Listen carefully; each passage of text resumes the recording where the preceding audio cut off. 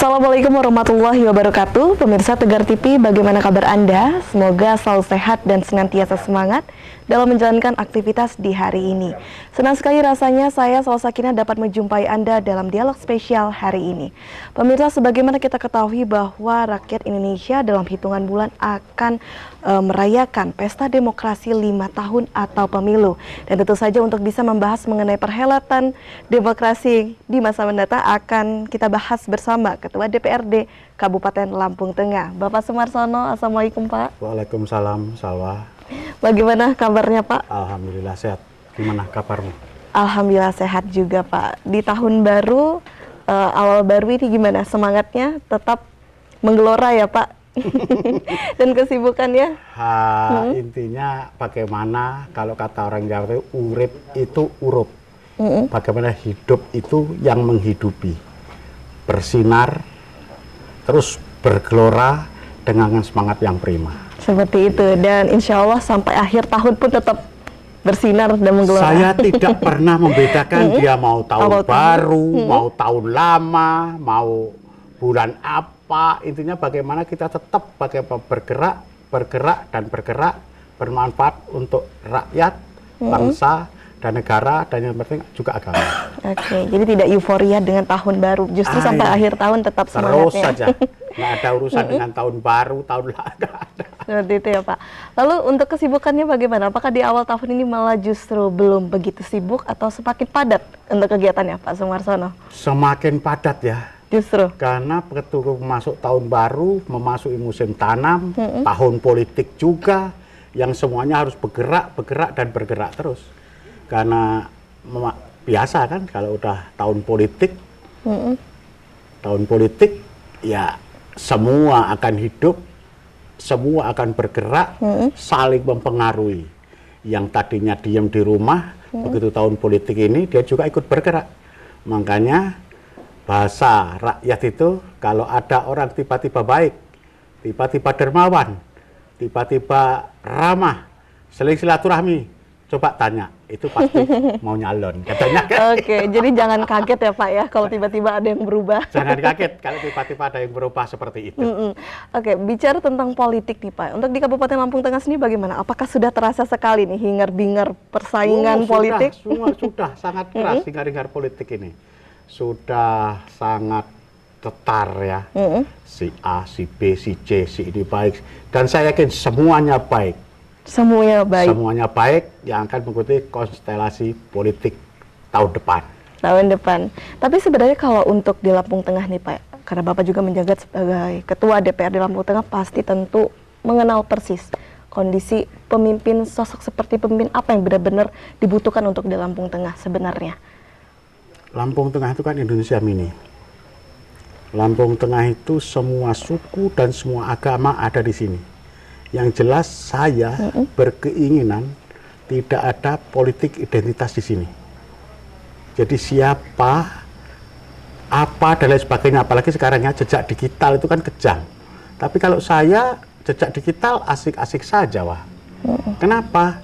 Karena saya hanya nge-share kegiatan saya, apa yang saya lakukan, apa yang saya perbuat. Saya tidak pernah membicarakan terkait dengan orang. Terserahlah orang mau berbuat sesuai dengan keinginannya, karena norma itu sebetulnya kan semua sudah tahu. Semua norma ini kan dalam berpolitik itu semua acuannya tetap satu ya.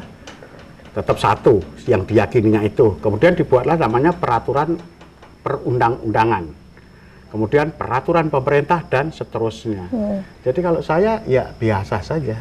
Biasa saja. Normatif saja, apa yang saya lakukan ya terus saya lakukan, begitu saja. Dan saya serahkan semuanya kepada masyarakat, kepada rakyat untuk sebagai juri yang terbaik. Oke, tapi kalau secara idealnya, Pak, sebenarnya pemimpin kriteria sosok seperti apa yang dibutuhkan? Apakah harus memang lebih banyak bersabar, atau secara track record harus bersih, atau seperti apa kalau dari penilaian Pak Marsono? Seorang pemimpin itu bukan malaikat, tapi jangan pula setan. Waduh, nah, kan itu gitu. Kenapa? Ya kalau malaikat, dia hanya menjalankan perintah sesuai dengan perintah tanpa berinovasi. Cuman kalau setan, dia akan menggoda semuanya yang arahnya terakhir semua masuk ke jurang.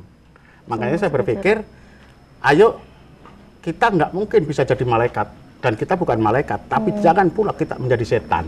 Jangan pula menjadi setan. Ya, Jadi itulah pemimpin yang ideal nantinya. menjadi ideal. Bagaimana dia mengerti rakyat, paham apa yang diinginkan rakyat, bagaimana memperjuangkan rakyat untuk mencapai sejahtera bersama menuju Indonesia Raya. Menuju Indonesia Raya. Tapi berbicara tentang di Kabupaten Lampung Tengah, apakah pemimpin saat ini dalam hal artian eksekutif sudah mendekati sosok tersebut yang sudah dijelaskan oleh Pak Marsono? Bukan kapasitas saya sekarang untuk menilai seseorang. Saya tidak akan pernah menilai seseorang karena semua akan serahkan kepada rakyat. Tapi kalau secara kinerja sebagai DPR yang perwakilan rakyat, sudah berapa sih Pak persentase? 70. 70. Udah 70 lah. Sudah mencapai angka baik Mencapai angka sebenarnya. baik. Dan saya berharap ini akan terus menjadi baik. Menjadi baik. Dan itu tugas saya sebagai salah satu pengawas di Kabupaten Lampung Tengah untuk memberikan nasihat, saran, pendapat supaya dari 70 ini ke naik. Karena barometer kesuksesan seorang pemimpin menjadi pemimpin itu sebetulnya kan hanya 3. Hanya 3?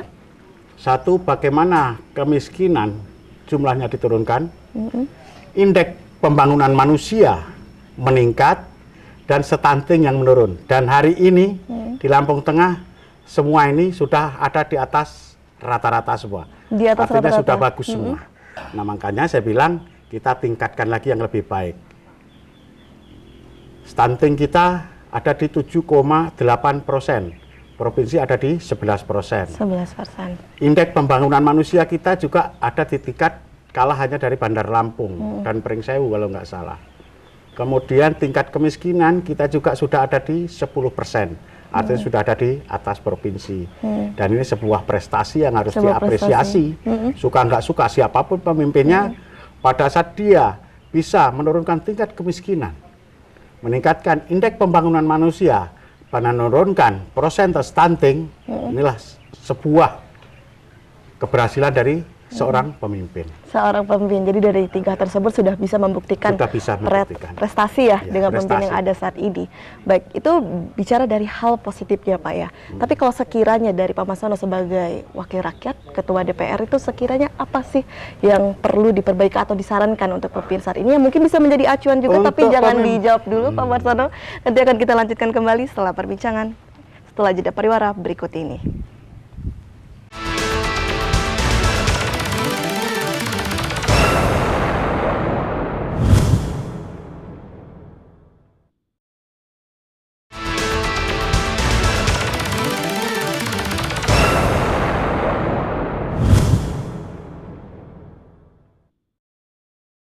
Baik, terima kasih pemirsa, Anda kembali menyaksikan dialog spesial dan tentu saja kita masih berdialog bersama Ketua DPRD Kabupaten Lampung Tengah. Baik Pak Marsono, kita lanjutkan kembali. Tadi terhenti apa sekiranya yang bisa disarankan untuk memperbaiki, bisa menjadi acuan juga untuk memimpin selanjutnya, berkaca dari kepemimpinan saat ini. Kekompakan tim yang Kekompakan ditingkatkan, tim. kemudian pengawasan terhadap jalannya. Kekompakan tim ini apa? Ya, Tim semua dari stakeholder. semua stakeholder ya. Stakeholder untuk bisa kompak, tidak saling menyalahkan atau ada yang mau cari muka, tapi bagaimana mereka saling asuh, saling isi, saling mengingatkan. Dan eksekutif legislatif juga harus lebih Eksekutif harmonis. itu lebih harmonis. Lebih Kemudian pengawasan. Pengawasan. Pengawasan internal eksekutif sendiri di samping kami juga sudah melakukan pengawasan dalam menjalankan baik anggaran maupun kebijakan. Untuk betul-betul satu kata dengan perbuatan. Artinya pada saat dia berhadapan dengan si A, dia ngomongnya A. Tapi pada sahabat si B, dia akan ngomong C. Benar. Nah ini artinya kan orang yang tidak satu kata dengan perbuatan. Orang yang bermuka banyak, doso muko, kalau kata orang Jawa kan, bermuka banyak, hanya untuk kepentingan pribadinya. Nah inilah yang harus betul-betul mulai betul-betul cermati, karena ini tahun politik, maka saya berharap sama-sama dicermati siapa yang betul-betul satu kata dengan perbuatan, siapa yang menjalankan program-program pemerintah yang di-cover dari APBD Kabupaten Lampung Tengah, dan siapa yang hanya memanfaatkan APBD untuk kepentingan Untuk pribadi. kepentingan kelompok tertentu ya. Ya. Jadi harus lebih berintegritas ya Pak. Harus terintegrasi. Oke, baik. Berbicara mengenai pemilu, tidak afdol kalau kita juga tidak bicara mengenai penyiapan saat senggaranya. Bagaimana kalau Pak Marsono sebagai Ketua DPR menyoroti kerja Bawaslu, apakah sudah maksimal persiapan yang dilakukan ada di Kabupaten Lampung? Ya, kemarin ada sedikit polemik. Polemik? Ada beberapa personal yang terdaftar di salah satu partai politik tetapi masuk dalam rekrutmen. Rupanya setelah kita panggil, kita ajak diskusi, yang terrekrut menjadi salah satu anggota Panwascam atau PPK itu tidak merupakan pengurus partai politik, dan di situ ada surat pernyataan yang bermaterai yang ditandatangani oleh yang bersangkutan. Tentu kita nggak bisa pungkiri, mungkin Salwa, mungkin saja zaman sekarang apa susahnya mendapatkan fotokopi KTP-nya Salwa. Kemudian Salwa didaftarkan menjadi salah satu anggota partisipan daripada sebuah partai politik.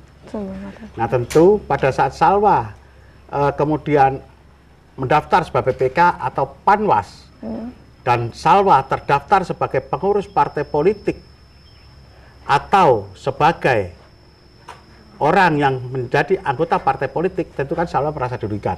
Nah untuk itu dibukalah ruang. Salwa membuat pernyataan bahwa saya bukan pengurus partai politik A dan bukan sebagai partisipan partai B. Nah, seperti itu. Seperti itu. Tapi bicara tentang penyelenggara pemilu, apakah ada peran DPRD sebenarnya bisa masuk tidak Pak?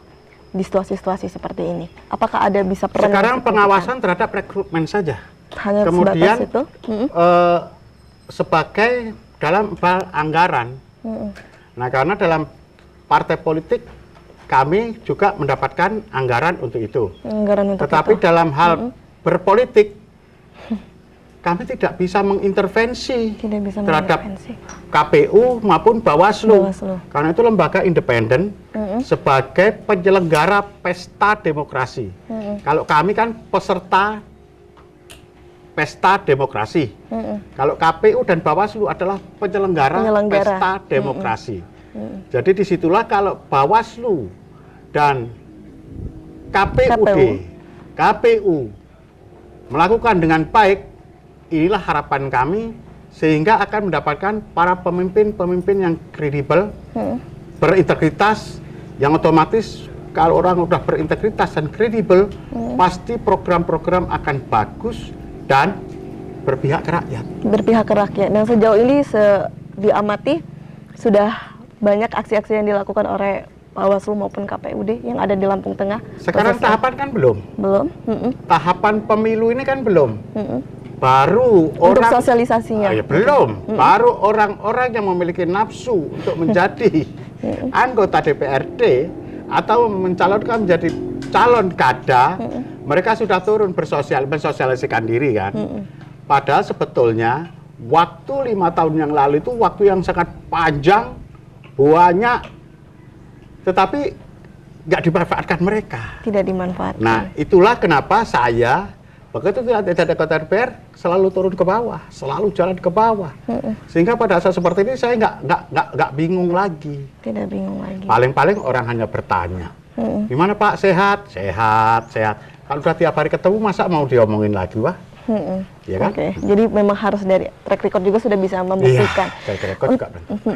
Dan untuk di Lampung Tengah, kita kan melihat ya Pak, bahwa banyak sekali calon-calon caleg lah, kita berbicara secara spesifiknya banyak datang dari kalangan anak muda. Kalau Pak Marsono melihat dari hal tersebut menjadi suatu hal yang positif atau justru sebenarnya ini hal sulit? Ini yang begitu saya berani harapkan. anak muda. Malah justru yang diharapkan. Ini yang saya harapkan. Karena mau nggak mau, suka nggak suka, saya harus undur diri. Jadi Pak Marsono tidak pesimis dengan kemampuan anak muda yang mungkin tidak bisa dibandingkan zaman dengan sekarang. Dunia ada di genggaman, Pak. Dunia ada di genggaman. Belajar bisa sama siapa saja, kapan saja, di mana saja. Bahkan hanya dengan googling, orang sudah akan mendapatkan ilmu pengetahuan. Cuma di sini butuh juga setelah kita googling untuk lebih banyak lagi literatur yang dibaca. Sehingga bukan hanya berpatokan kepada satu literatur itu. Satu literatur. Banyak literatur yang harus dibaca sehingga pengetahuan tersebut betul-betul sudah terverifikasi dengan sendirinya. Nah, ini yang harus dilakukan. Dan suka nggak suka, dunia ini harus tetap ada regenerasi. Mereka adalah para calon pemegang estafet kepemimpinan bangsa dan negara ini. Jadi saya sangat optimis, saya sangat bangga banyak anak muda yang berani maju menggantikan kami. Ini saya bangga. Saya secara pribadi saya bangga. Bahkan kami mendorong anak-anak muda tersebut juga ikut tampil. Ikut tampil. Minimal mereka sudah belajar, sudah tahu dan lain sebagainya. Kalau jadi itu kan garisan tangan, kodratullah. Nggak ada yang bisa, kalau hanya berpatokan kepada uang, banyak yang habis duitnya banyak nggak jadi. Kalau ada yang berpatokan katanya keturunan orang ini, banyak juga anak-anak orang besar nggak jadi. Tetapi rakyat sekarang sudah semakin cerdas, walaupun masih ada yang memakai politik uang dan masyarakat terpengaruh, tapi saya yakin ke depan orang tidak akan lagi memikirkan itu. Baik, oke. Dan saya berharap kepada masyarakat, jangan berpatokan kepada siapa yang memberimu, tapi apa manfaat untukmu. Baik, luar biasa sekali Pak Marsono, tapi nanti kita lanjutkan kembali. Kita akan bahas mengenai segenap polemik yang ada ketika berbicara mengenai pemilu. Dan untuk pemirsa, jangan kemana-mana, tetaplah di Dialog Spesial.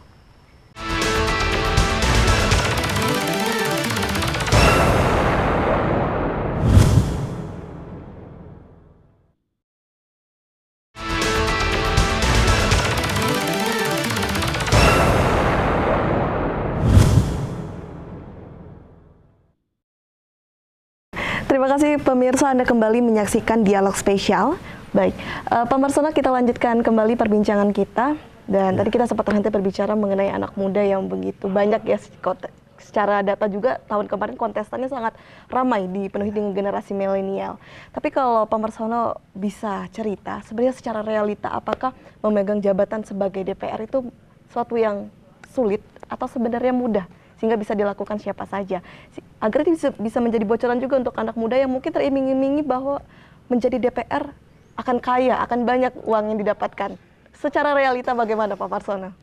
Kalau menjadi anggota DPR tujuannya mau kaya, itu salah besar. Justru salah besar. Salah Pak. besar. Cuman kalau menjadi anggota DPR itu akan enak membantu orang, mengaplikasikan ilmu yang dipunya, kemudian mengedukasi masyarakat, dan di sana adalah sebuah pengabdian. Mudah-mudahan niat tersebut akan tercapai ya. Kalau hanya sekedar terhormat, banyak anggota DPR yang terjerumus karena mau terhormat. Kalau menjadi anggota DPR karena mau kaya, bukan 1-2 yang masuk prodeo kan, dengan tulisan pakai rompi oranye.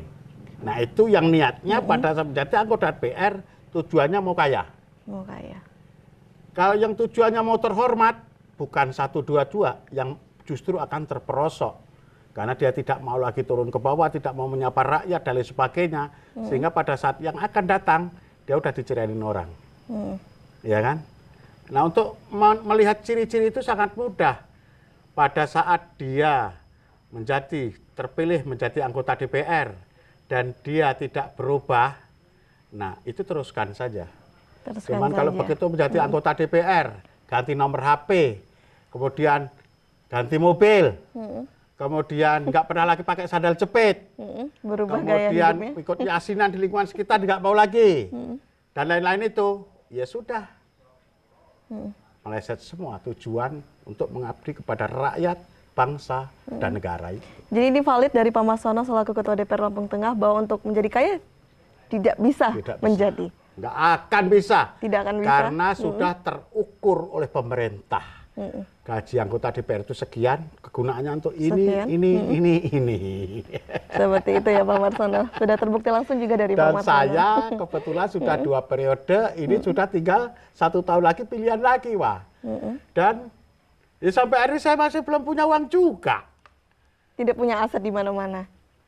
Aset ini saya dapat sangat kebetulan semuanya. Kalau yang tadi saya lihat yang di sana tadi, itu adalah ruislak atau tukar guling tanah saya yang dipakai untuk rumah Pak Lukman, mantan bupati itu.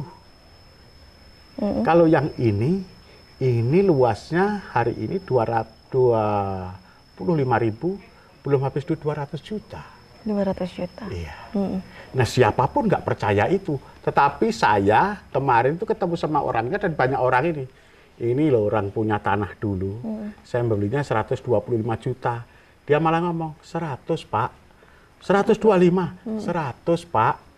125. 100. Yang 25 Bapak beli lagi yang sebelah ini sama sebelah situ. Itu ceritanya, Wah. Jadi Seperti itu. 125 juta. Kemarin dapat rezeki kebetulan. Itu 50 juta setengah hektar. Itulah. Kalau yang di sana, udah sebelum saya jadi anggota DPR, saya udah punya. Rumah yang di depan, sebelum jadi anggota DPR, saya udah punya. Dan basic saya, sebelum jadi anggota DPR, itu saya bukan pengangguran loh, Wah. Saya itu seorang pengusaha otomotif. Saya memiliki bengkel mobil, saya memiliki toko spare part, saya memiliki juga ekspedisi. Jadi sudah biasa mutar uang ini, jadi dapat duit diinvestasikan, berkembang. Saya bisa buat kandang ayam itu pinjem kur. Nggak percaya tanya sama saudaramu itu.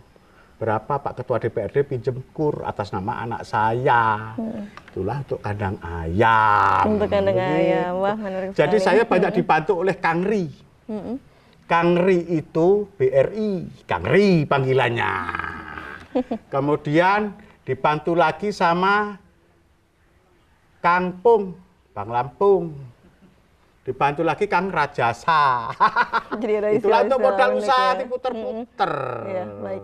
Jadi memang sudah ada sebelum menjadi ketua DPR Sebelum ya. menjadi ketua DPR sudah biasa menjadi berusaha, pengusaha, sehingga menjadi anggota DPR tetap dilakukan. Wah, ya luar biasa sekali Pak Marsono, agar ini juga menjadi transparan juga untuk masyarakat yang mengira-ngira Pak Marsono benar-benar memang sudah ada sebelum jadi ketua sebelum DPR. saya jadi ketua DPRD. Jadi mungkin untuk para calon yang tergiur untuk mengeluarkan uang sekian budget, jangan ya Pak ya, karena ketika sudah menjadi DPR tidak juga.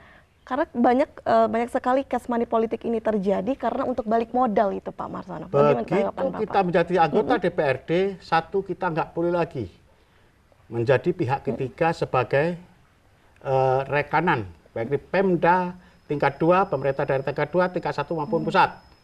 Begitu menjadi anggota DPRD, kita tidak boleh lagi bekerja sama dalam hal bisnis dengan yang namanya BUMN maupun BUMD. Artinya kita digaji betul-betul untuk berpikir bagaimana membuat program, membagikan rakyat, mencapai sejahtera bersama, untuk mencapai Indonesia Raya itu tadi. Untuk mencapai Indonesia Raya. Jadi jangan berpikir untuk balik modal. Jangan pikir kalau udah habis 1M, udahlah stres nanti. Stres ya, Pak. Baik, tapi apakah bisa Pak maju, menang di pemilu nanti tanpa money politik? Tapi jangan jawab dulu, nanti kita lanjutkan kembali setelah jeda pariwara berikut ini.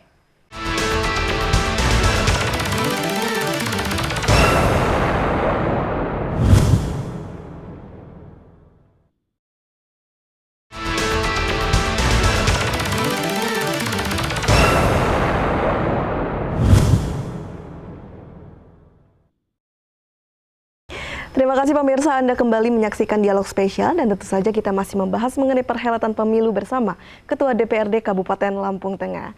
Baik, Pak Marsono, kita lanjutkan kembali. Ya. Apakah bisa maju menang di pemilu 2024 nanti tanpa adanya money politik? Saya 2 kali dicalonkan menjadi anggota DPRD tanpa money politik. Kalau yang pertama saya nyalon, untung. Yang kedua saya nggak untung, tapi saya juga nggak rugi. Karena apa? Ya itu tadi yang saya sampaikan di depan, sepanjang setelah jadi kita tetap turun ke bawah. Sepanjang kita jadi tetap berhubungan dengan baik. Mereka itu ditelepon aja udah senang, Pak. Mereka ditegur, halo bro, udah bahagia. Koncoku kayak, nah, kan gitu. Mereka hajatan, kita datang. Mereka udah senang. Dan yang ketiga, saya nggak tahu mau pakai partai politik atau tidak. Saya kepingin melakukan, tapi niatnya bukan money politik ya. Saya ingin berbagi aja. Tapi duitnya sopo sing tak dom, Wah. Duitnya juga ra duwe. Duitnya belum punya sampai hari ini. Jadi kalau saya disuruh melakukan money politik, duit dari mana? Duit dari mana? Caranya seperti apa? Saya belum tahu. Cuman yang jelas, saya tetap seperti ini, berhubungan baik dengan masyarakat, meringankan beban-beban mereka kalau lagi ada, kalau nggak ada juga kan nggak ada yang dikasih. Makanya saya tetap melakukan hal-hal yang positif, berkegiatan kemasyarakatan ya begitu saja. Pertanian memang itu yang saya sukai karena saya petani, saya bangga jadi petani, saya bangga jadi anak petani tadi, karena dengan bertani saya mendapatkan kebahagiaan. Ya itu aja yang saya lakukan. Jadi artinya mungkin. Kalau saya punya Bisa duit, jadi? mungkin juga saya lakukan. Mungkin juga dilakukan. Tetapi saya tentu akan berhitung berapa uang yang akan dibagi, kepada siapa membaginya, polanya seperti apa. Terus di sana ada Bawaslu loh. Ada yang mengawasi. Di sana ada calon-calon lain juga loh, ya kan? Yang juga melakukan mungkin mengawasi juga kepingin jadi. Karena kalau saya semua saya anggap kawan, mitra. Tapi tidak semua orang berpikiran seperti saya. Saya tidak akan pernah menyerang seseorang. Walaupun saya beberapa kali diserang, biarin saja. Toh masyarakat juga akan tahu. Sumarsono itu seperti apa, Marsono itu seperti apa, Cakno itu seperti apa.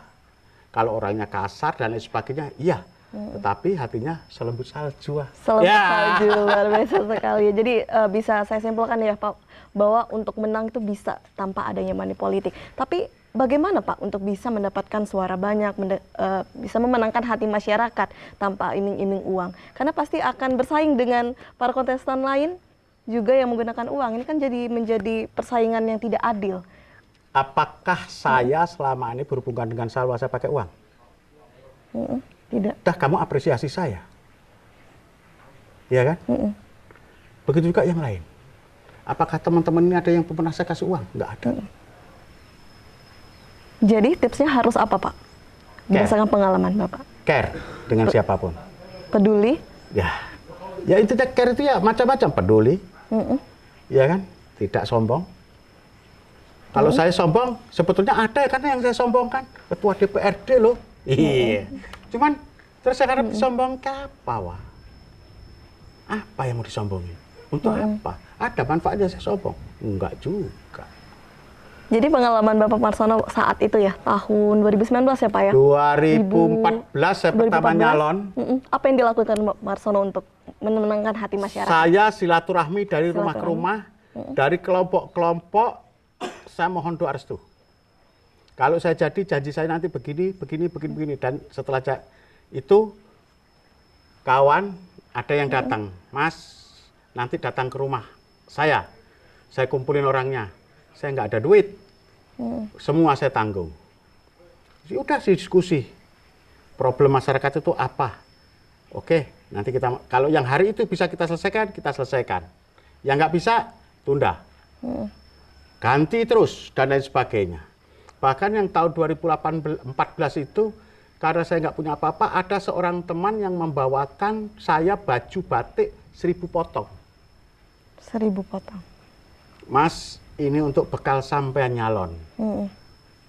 Sampean datang orang bawa ini itu, sampean nggak ada bawa apa-apa. Karena sebelumnya Pak Marsono tidak bawa apapun. Nggak bawa apa-apa. Hanya datang, memberikan... Datang ke tempat yasinan, ke tempat kelompok ada jaranan, saya datang. Kemudian ada kelompok koperasi, saya datang. Ya seperti itu. Ada kelompok olahraga, saya diundang datang. Tapi di depan saya udah janji, saya nggak ada duit loh. Kalau kalian mau minta duit sama saya, lebih baik saya nggak datang. Atau kita gelut. Jangan dibully di depan orang banyak saya. Seperti itu aja yang saya lakukan. Seperti itu ya Pak. Akhirnya ada kerabat yang datang, tergerak kawan, untuk memberi. Kerabat, membantu. Bahkan ada yang datang subuh, karena pernah saya bantu, kemudian subuh itu datang, memberikan uang 20 juta. Pagi-pagi. Itu pun memberinya ditinggal begitu aja, kemudian dia telepon, Mas, sampai ini nyalon nggak punya duit. Itu uang aku ada panen, itu di bawah meja, kata dia. Sampai hari ini saya nggak tahu orangnya siapa, lupa. Tidak tahu orangnya Nggak tahu. seperti apa. Dan singkat cerita akhirnya bisa Jadi anggota DPRD. anggota DPR Yang tanpa ada pertama. money politik ya Pak. Nah, yang pertama jadi anggota DPRD ya begitu saja. Tidak ada perubahan signifikan juga. Bahkan 2 kali saya minta izin sama istri untuk berhenti. Karena alasannya begitu beratkah peran dan tanggung jawab sehingga terbebani atau apa? Pada saat itu, karena saya ketua Bapeda, saya banyak jalan. Kunjungan kerja, studi banding, baik kementerian, karena harus konsultasi dan lain sebagainya. Sehingga pada saat saya jalan itu, anak saya waktu itu belum menikah, sehingga anak saya juga ikut keluar, nggak pulang. Sehingga pada saat istri saya malam sendirian telepon, saya sendirian di rumah. Ya akhirnya pulang, kalau memang seperti itu saya berhenti aja. Toh banyakan saya dapat bengkel dulu, daripada saya jadi anggota DPRD pada saat itu. Saat itu. Ya kalau mau berhenti jangan ngomong sama saya, sama yang lain itu. Karena mereka iuran, mereka membantu kamu, tiba-tiba kamu berhenti, mereka kecewa. Saya dulu juga nggak boleh kamu jadi dewan, orang kita udah punya bengkel, udah ini, udah itu. Ngapain, kata dia. Akhirnya terus saja jalan. Jalan.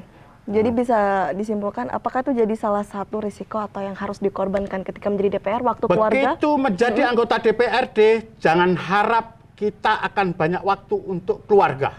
Itu yang harus dipahami. Itu yang harus dulu dikorbankan untuk itu.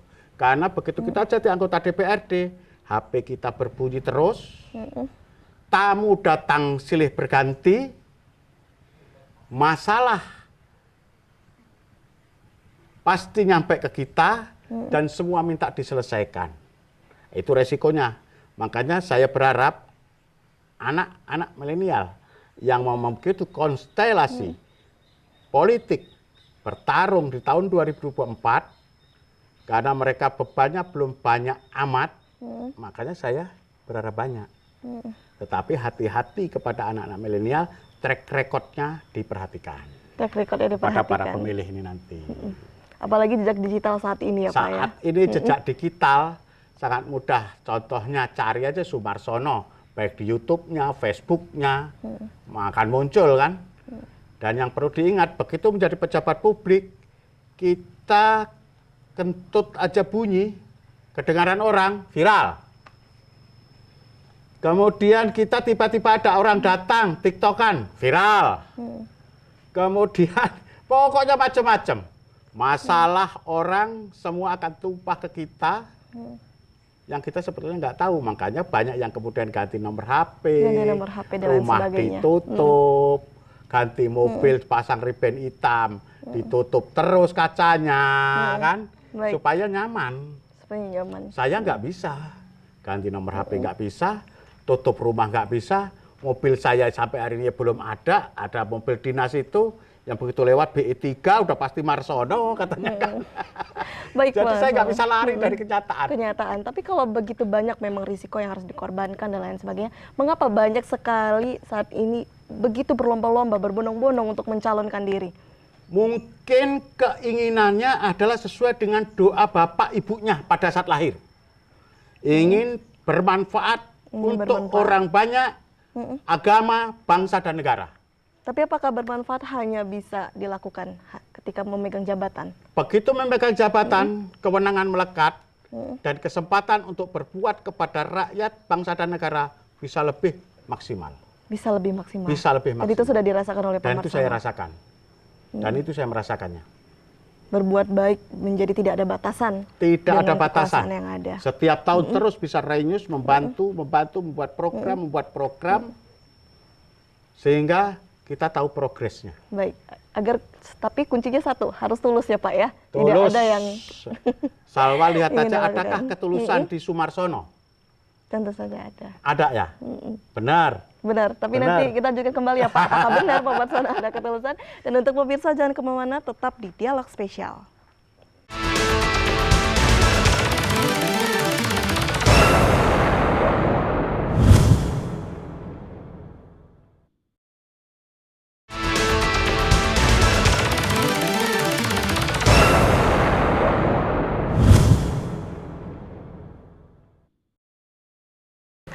Terima kasih pemirsa, Anda kembali menyaksikan Dialog Spesial dan tentu saja kita masih membahas bersama Ketua DPRD Kabupaten Lampung Tengah.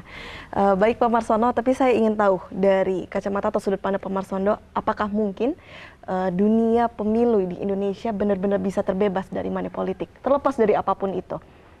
Ya, sebagai seorang pemimpin, orang yang pernah melakukan, dan saya sudah mempraktekkan, saya juga harus yakin bisa. Bisa. Bisa. Dengan keadaan ekonomi masyarakat Indonesia yang masih banyak sekali faktor kemiskinannya. Ini kan menjadi salah satu faktor juga penghubung Adakah money sebuah politik. negara di dunia ini yang tidak ada rakyat miskinnya? Ada? Tidak ada. Tidak ada. Karena kemiskinan itu ya sudah pasti berpasangan dengan kaya miskin. Tinggal prosentasenya. Ya kan? Negara kita ini pernah menjadi sebuah negara adidaya dulunya. Orang Indonesia ini hebat. Orang Indonesia ini kalau mau diajak perang nggak bisa kalah. Bisanya ditipu, dibohongin. Nah inilah yang harus terus kita lakukan. Dan saya yakin, dulu pada saat kecil kalau ngaji, besok kalau di akhirat, catatan malaikat itu semua runut. Dan sekarang terbukti kan Pak? HP kita ini membuktikan bahwa jejak digital itu sama, mungkin catatan malaikat itu seperti itu. Seperti itu, cuma hanya dalam versi digitalnya. Dan tapi ini kita versi digital ciptaan manusia kan. Dan bisa diakses. Nah, saya yakin sama, cuma nanti akan dibacakan seperti itu. Makanya saya tetap optimis. Bisa. Bisa. Karena tidak ada hubungan antara moral dengan kemiskinan. Nggak ada hubungan antara moral dengan kemiskinan. Orang miskin itu hanya ada dua. Yang membuat orang itu miskin itu cuma dua. Apa Pak? Satu bodoh, dua malas. Dua Cuma hal dua tersebut. itu. Kalau dia nggak malas dan dia mau belajar, udahlah kemiskinan itu akan minggir dengan sendirinya. Akan minggir. Dan itu harus dilawan. Ini contoh orang miskin yang melawan kemiskinan itu. Karena saya berangkat ke Lampung ini dikasih ongkos dijualin satu batang kelapa dengan harga 37.500 untuk berangkat merantau. Dengan hanya bermodalkan. Hanya bermodalkan itu. Tapi karena Pak Marsono memang punya jiwa yang kuat, saya tekad, harus lawan kemiskinan itu. lawan kemiskinan dengan Dan tidak hari malas ini ya. saya bisa buktikan itu. Saya bisa buktikan itu. Tapi kan masyarakat tidak semua punya prinsip yang sama dengan Pak Marsono. Makanya sebagai seorang pemimpin, saya harus gelurakan ini. Lawan kemiskinan dan kebodohan ini. Kemiskinan, bagaimana anak-anak orang miskin itu pendidikannya cukup. Kemudian dicukup juga dengan gizi dan protein. Nah negara udah hadir di sini loh. Sudah hadir. Ya kan? Saya sendiri hadir. Kemudian terkait dengan orang malas. Nah, bagaimana kita mengedukasi? Nggak perlu semua. Contoh orang yang miskin ambil. Bagaimana si miskin yang pemalas ini tadi? Kita ajari dikit. Lama-lama kan dia akan bangkit. Akan bangkit. Nah, inilah kehadiran kita. Nah, saya sebelum jadi anggota DPR sudah melakukan itu. Tetapi setelah jadi anggota DPR lebih dahsyat lagi. Seperti itu ya Pak. Iya. Maka bisa saya simpulkan, maka faktor kemiskinan tidak ada hubungannya dengan terjadinya money politik ya Pak. Nggak ada hubungannya ya? money politik dengan kemiskinan. Tidak ada Nggak ada hubungannya. hubungannya. Lalu kuncinya apa nih agar pemilu 2024 terbebas dari money politik? Apakah dari kontestannya dulu apa dari pemilihnya? Kontestan, pemilih, penyelenggara. Terintegrasi. Tiga Penyelenggara, di sana ada Bawaslu, Panwaslu, makanya betul-betul mengawasi ini tanpa kepentingan. Tanpa kepentingan. Kalau kepingin negara ini bagus, kalau kepingin daerah ini bagus, karena mereka lah penyelenggara rekrutmen calon pemimpin bangsa ini. Di luar struktur yang sudah ada, TNI Polri, kemudian ASN. Di luar itu melalui partai politik ini. Melalui parpol. Tapi kalau di Pak Marsono sebagai wakil rakyat, apakah sudah mulai ada pendekatan untuk mengarahkan masyarakat agar terbebas dari money politik dan lain sebagainya, bentuk edukasi sedikit sebelum menjelang pemilu? Sudah ada? Setiap bertemu selalu saya sampaikan. Selalu disampaikan ya Selalu Pak? saya sampaikan, Pak, Bu, sampean tiap hari ketemu saya. Kalau sampean pada saat pilihan masih mengharapkan duit yang 50 dan 100.000 itu, kamu jangan memilih saya. Dan jangan lagi kenal sama saya. Percuma saya melakukan pendidikan, edukasi, pembelajaran kepada sampean semua ini, kalau itu pun tidak berubah. Tidak berubah. Baik, menarik. Jadi ini tandanya ada di tahun 2024 Pak Marsono akan maju, Pak? Atau justru hanya ingin pensiun saja, lelah karena ingin lebih banyak waktu sama keluarga? Saya ini petugas partai. Pada saat ditugaskan oleh partai untuk mencalonkan lagi, saya mau nggak mau saya harus siap. Jadi tergantung dari partai politik, partai politik yang membidani saya, yang mengorganisir saya, dan kami satu komando. Jadi jika diamanatkan akan maju? Akan diamanatkan, saya siap, tidak saya siap. Seperti itu, jadi tergantung dari partai. Tergantung partai politik. Tapi kalau kita bicara mengenai parpol, ada isu yang mengatakan bahwa ada mahar politik, itu apakah benar, Pak? Pak Marsono dari PDIP, apakah menemukan seperti itu bahwa sebelum kita maju memang harus ada mahar sekian rupa yang harus diberikan? Itu benar tidak tesnya? Bohong. Bohong? Bohong. Saya ini dari nyalon yang pertama. Tidak ada? Tidak ada pakai uang ke partai politik. Kalau bayar uang saksi ya. Masa iya kita mau nyalon, membiayai untuk bayar saksi yang nyatat di TPS nggak mau. Masa iya yang kita suruh catat seharian nggak dikasih makan? Iya. Seperti itu. Kemudian setelah jadi ada iuran untuk organisasi ini, iya. Iya. Tapi sebelum jadi ya nggak ada, wah. Nggak ada. Dan iuran tersebut juga tidak mencapai hingga miliaran juga, bahkan ratusan juta ya Pak ya? Enggak. Jadi isu tersebut salah atau hoax ya? Kemudian saya kebetulan pernah mendaftarkan menjadi calon kada wakil bupati dan keluar rekomendasi untuk saya pada saat itu. Pada saat itu. Tapi karena saya pada saat itu memang belum siap, bahkan dikasih cek kontan sama ketua umum dari DPP itu. Calon yang dapat rekomendasi itu dibantu operasional dari DPP, bukan minta uang. Justru malah disupport atau dibantu. Disupport. Didukung. Begitu juga jadi ketua DPRD. Enggak ada yang namanya mahar politik itu. Tidak itu ada. Aduh, itulah pembodohan-pembodohan sehingga alasan mereka untuk mengumpulkan pundi-pundi alasannya untuk ini dan itu. Enggak ada. Itu hanya oknum-oknum saja ya. Oknum yang tidak bertanggung jawab, yang memanfaatkan situasi terhadap nafsu berlebihan seseorang untuk menjadi pejabat publik melalui partai politik.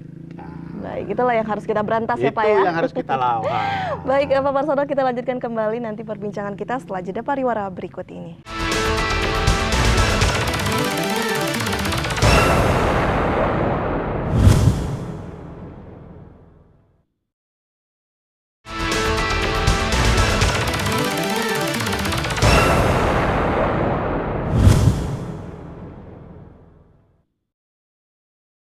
Pemirsa, Anda kembali menyaksikan dialog spesial dan tentu saja kita masih membahas mengenai perhelatan pemilu di 2024 bersama Ketua DPRD Kabupaten Lampung Tengah. Baik Pak, kita lanjutkan kembali perbincangan kita terlepas dari apakah nantinya di tahun 2024 apakah Pak Marsono akan dimandatkan atau tidak. Namun secara kesiapan sudah dilakukan, sudah dipikirkan dari sekarang strategi apa yang akan dilakukan nantinya. Kalau strategi sepertinya nggak berubah. Tidak berubah? Tidak berubah. Saya tetap akan membagi bibit padi MSP, saya tetap akan membagi bibit jagung MSP, saya tetap akan membagi pupuk organik cair, saya tetap akan datang ke tempat mereka, saya tetap mengedukasi mereka, dan saya tetap care sama mereka. Saya tidak akan merubah tabiat saya, watak saya hanya untuk sebuah jabatan. Dipilih, alhamdulillah, tidak, wa syukurilah. Wah, syukurillah. Jadi akan dilakukan pendekatan-pendekatan dengan strategi yang sifatnya sektornya pertanian ya Pak ya. Kemudian untuk janji politik, apakah sudah dipikirkan akan ingin merubah ini dan lain sebagainya Pak? Atau justru tidak penting? Kalau anggota DPRD berjanji kalau saya jadi itu akan saya aspal, bukan kewenangan anggota DPRD. Anggota DPRD itu hanya 3 kewenangannya. Legislasi, yaitu membuat peraturan-peraturan daerah, kemudian budgeting, yaitu mengesahkan anggaran dengan program, dan yang ketiga pengawasan. Pengawasan. Kalau ada salah satu anggota DPRD, kalau saya terpilih, jalan ini nanti saya bangun mulus, udah pasti nipu. Sudah pasti nipu. Nggak ngerti tugasnya. Nah, itu aja. Jadi Pak Marsono tidak akan memberikan janji-janji yang seperti itu? Ya nggak bisa. Tidak bisa. Kenapa tidak akan, memberikan janji palsu? Janji palsu, benar sekali. Ya kan? Kenapa memberikan janji palsu? Katakan A kalau A, B kalau B. Satu kata dengan perbuatan. Itu itu aja. Luar biasa, dan tidak akan dilakukan ya Pak ya? Tidak. Tidak akan. Tapi kalau untuk dari segi anggaran, apakah sudah disiapkan sedemikian rupa atau justru tetap sama? Tidak akan menggunakan Maksudnya politik gimana, uang Pak? untuk memenangkan hati, atau karena takut semakin tinggi kompetitif, semakin kuat kompetitif, akhirnya sudahlah saya gunakan saja anggaran untuk bisa menangkan hati masyarakat. Sampai hari ini saya belum ada duitnya yang untuk disiapkan untuk itu. Itu faktanya. Itu faktanya. Jujur ya Pak. Ya. Tidak ada. Sampai hari ini saya belum punya anggaran yang alokasinya untuk pencalonan saya. Udah itu aja. Seperti. Coba investasi saya yang saya setiap hari saya lakukan sepertinya sudah banyak. Apakah itu akan dihargai atau tidak? Wallahu alam. Saya tidak pernah akan melakukan politik uang. Tidak akan pernah melakukan politik uang ya Pak. Mau bagaimanapun situasi Nggak dan ada kondisi yang uangnya. memaksa. Karena tidak ada. Kalau misalnya ada yang mendukung, ada yang menjadi Kalau investor ya. tanpa sepengetahuan saya kemudian melakukan itu, masa saya larang? Ya kan? Saya, ya itu tadi, hari ini di rekening saya paling banyak ada duit 3 juta. Mana cukup ya Pak? Mana kalau kita cukup? lihat. Ya nggak cukup lah. Tidak Sementara kalau mau membagikan itu, pengalaman yang sudah ada, dari 1.000 yang dibagi, paling 30% yang akan nyampe terpilih. Ya kan nggak mungkin dibagi sendiri, tangkap orang, nyuruh orang dibohongin.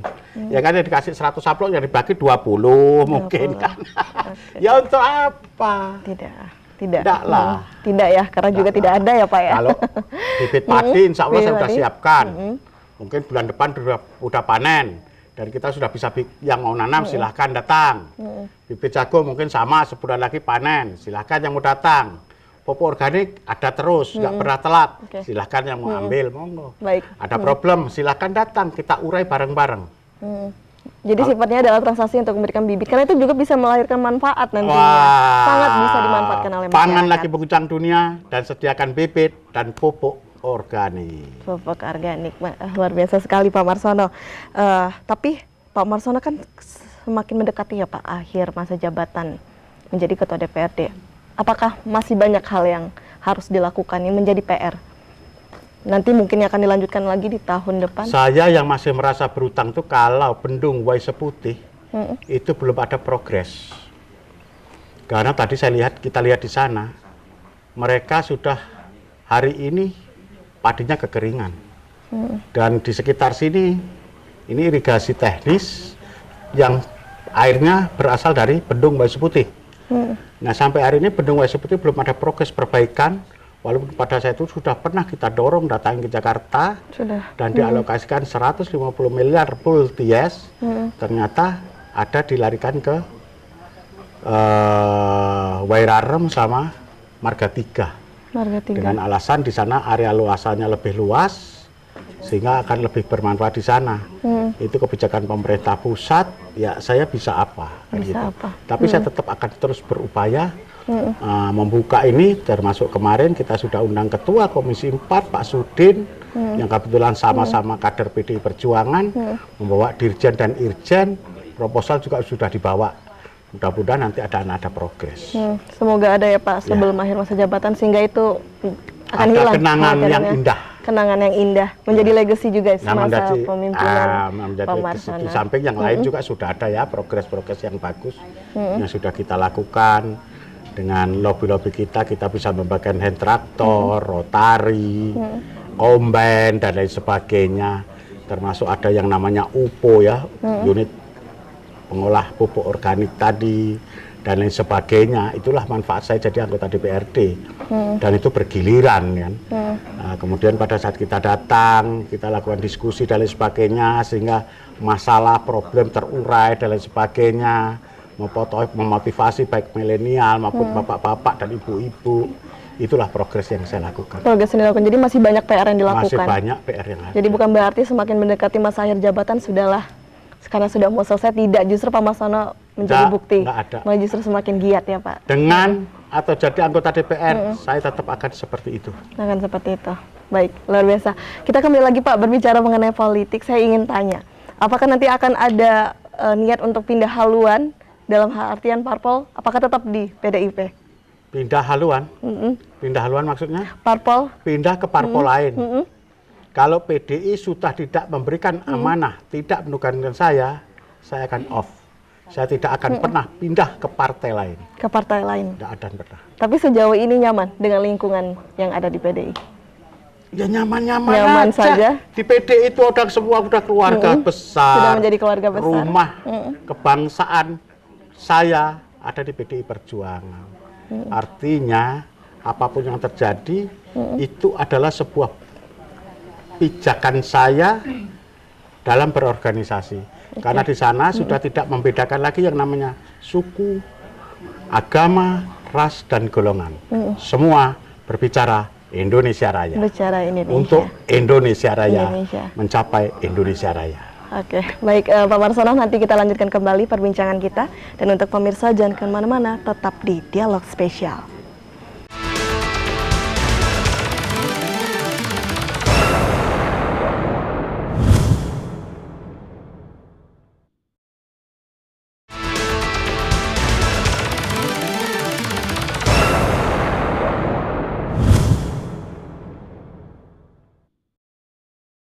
Terima kasih pemirsa, Anda kembali menyaksikan Dialog Spesial dan tentu saja kita masih membahas bersama Ketua DPRD Kabupaten Lampung Tengah. Baik Pak Marsono, menjelang pemilu 2024 tidak afdol rasanya kita tidak berbicara mengenai isu-isu yang ada bahwa saat ini banyak sekali pro dan kontra yang mendukung sistem tertutup dan terbuka. Saya ingin tahu kalau dari Pak Marsono termasuk tim yang mana? Yang pro atau yang kontra terhadap sistem tertutup? Kalau sistem demokrasi kita berdasarkan Pancasila dan Undang-Undang Dasar 1045, yang pas adalah tertutup. Mengapa Pak? Ini Keterwakilan. terwakilkan. Ini Ya kan? baru, ini pendapat baru. Perwakilan. Perwakilan. Ya kan? Sila keempat. Jelas sekali. Masih hafal sila keempat, Salwa? Kerakyatan ya dipimpin oleh hikmat, bijaksanaan dalam permusyawaratan Dan perwakilan. perwakilan. Kenapa ini kemudian digemakan, dilakukan lagi? Karena saat ini siapapun yang punya uang dengan pertarungan bebas, dengan money politik, pengkaderan yang dilakukan oleh sebuah partai politik, semua akan kalah. Dalam pilkada, siapa yang bagi duit, menang. Pilgub, siapa yang bagi duit, menang. Dan ini semua kapitalis. Percuma pengkaderan yang dilakukan oleh partai politik ini. Sebagus apapun kader partai ini nggak punya duit. Kalau hanya nyalon dewan, saya sanggup. Cuman kalau dalam pilkada, saya kepengen tahu dengan cara masing-masing mempengaruhi, ditambah dengan cis jadi. Nah, akhirnya apa? Siapa yang disokong oleh pemilik modal, dialah yang akan menjadi pemimpin. Setelah jadi pemimpin, dia akan berutang budi kepada pemilik modal. Apa yang terjadi? Pro rakyat. Nah, ini yang harus kita pertanyakan. Pengurus partai politik yang merupakan kader-kader yang sudah dididik oleh parpol masing-masing, karena waktunya tersita untuk ngurus parpol, diklat, dan lain sebagainya, kalah. Ya, tapi ya keputusan nantinya Mahkamah Konstitusi Tetap. yang mengikat dan final, sehingga sama-sama menunggu. Kalau saya intinya kalau ditugaskan oleh partai politik, mau terbuka, mau tertutup, karena rumah saya PDI Perjuangan siap dengan segala risiko. Dengan segala risiko. Tapi kalau dari secara opini pribadi, sistem tertutup. Lebih Tertutup. pro-nya.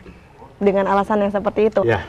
Jadi di sini Pak Marsono menentang bahwa ada alasan bahwa sistem tertutup ini akan mengembalikan ke Orde Baru, Pak. Karena masyarakat akan terkekang tidak bisa melihat langsung siapa yang akan menjadi pemimpin. Itu bagaimana kalau dari Pak Marsono? Melihatnya partai yang banyak mengedukasi rakyat, yang pro rakyat. Partai akan melakukan penyaringan dan penyaringan. Sama dengan pada saat rekrutmen PNS. Rekrutmen TNI, rekrutmen Polri, ya kan? Siapa yang berkompeten itu yang akan menjadi seorang pemimpin. Nah kalau ini tiba-tiba Salwa dengan kecantikannya, pasang poster, sapa sana sini, ya kan? Selesai. Apalagi ada duit, Pak. Nah, ini yang jadi masalah kan. Sementara track record tadi ambiar. Ambiar. Orang berbuat apapun, baik apapun, ambiar kalau nyalon pilkada. Nah, ini yang kemudian diperjuangkan oleh, kebetulan partai saya yang memperjuangkan itu. Dan itu hanya kembali kepada demokrasi Pancasila. Demokrasi Pancasila. Sementara demokrasi yang ada sekarang adalah demokrasi liberal. Yang sebetulnya rakyat kita belum siap. Jadi bukan menghilangkan hakikat dari Bukan demokrasi. menghilangkan hakikat dari demokrasi. Tidak. Karena demokrasi kita adalah demokrasi Pancasila. Demokrasi Pancasila yaitu tadi, dengan 5 sila tadi, yang spesifik sila keempat, perwakilan. Luar biasa sekali PDI dan rekan-rekan yang lainnya menjadi suara yang sendiri dari sekian banyak orang yang pro terhadap sistem terbuka. Justru di sini Pak Marsono dan kawan-kawan. Karakter PDI sama dengan simbolnya, banteng. Banteng itu mau sendirian, dia tidak dibuatkan rumah, dia tidak dikasih makan, tapi kalau sore dia pulang ke kandangnya. Karakter banteng, petarung. Iya kan? Tidak tergantung. Tidak bergantung. Nah, itu. Oke, baik, tidak apa-apa. Yang penting adalah tujuannya adalah untuk bagaimana. Ya, edukasi masyarakat aja. Mau sistem tertutup dan terbuka, yang penting adalah agar sukses ya. Sukses. Pemilu di 2024. 2024. Oke. Baik Pak Marsono, tidak terasa kita sudah di penghujung acara. Sekiranya mungkin bisa memberikan closing statement untuk pemirsa yang ada di rumah. Baik, para pemirsa yang sangat berbahagia, budiman, dan saya cintai, diskusi tadi mudah-mudahan mengedukasi semuanya, apalagi di tahun politik ini. Hati-hati dalam menentukan, memilih dan memilah siapa yang akan Anda tunjuk menjadi pemimpin kalian semua. Saya berharap jejak digital menjadi salah satu referensi, dan kenali siapa yang akan Anda pilih di tahun politik ini, sehingga tidak terulang pungli, rampung, lali. Itu aja yang saya sampaikan. Terima kasih. Oke, pungli, rampung, lali. Selesai, lupa. Oke, keren sekali Pak Marsono. Terima kasih atas semangatnya ya Pak ya. Semoga sama-sama. sukses dan sehat selalu. Amin. Dan tidak lupa saya ucapkan terima kasih juga untuk pemirsa yang ada di rumah. Kita doakan semoga Indonesia lebih mempersiapkan di segala sektor untuk suksesnya perhelatan pemilu di 2024 agar lebih sehat sehingga menghasilkan pemimpin yang berkualitas.